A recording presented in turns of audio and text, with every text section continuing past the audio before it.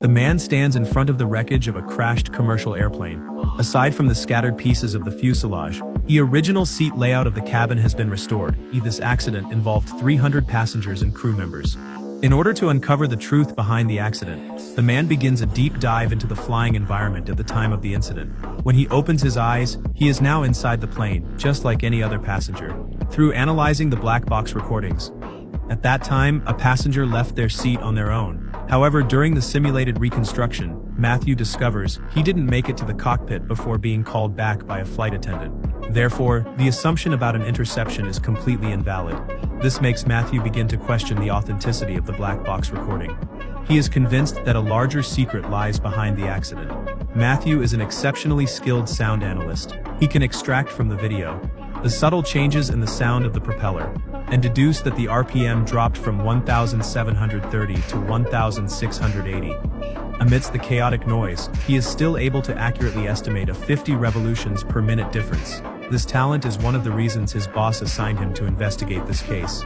After receiving authorization for the black box data, Matthew immediately enters the analysis room. He is eager to uncover what really happened on the plane. However, the recording from the black box is incomplete. From the audible parts, Matthew clearly hears the captain's conversation before the incident. When the plane began to descend, a distinct electrical sound appeared, and the engine's RPM also dropped. Then, a strong electrical noise followed. Afterward, a mix of various noises all blended together. To further analyze these sounds, Matthew asks his colleague to help adjust the audio frequencies. This allows him to sift through the layers of sound to find useful information. After hearing some key information, Matthew quickly reports his findings to his superior. Although this audio cannot yet be considered valid evidence, it can at least temporarily calm the media and the public.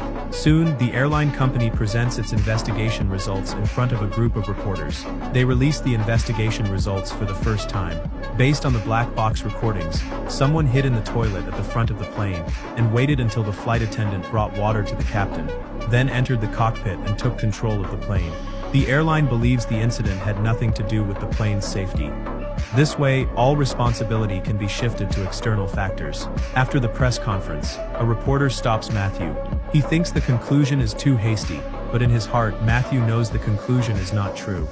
The next day, his superior sees Matthew watching the news and believes he has great talent. So, they promote him to chief investigator and instruct him to continue the in-depth investigation of the airplane crash.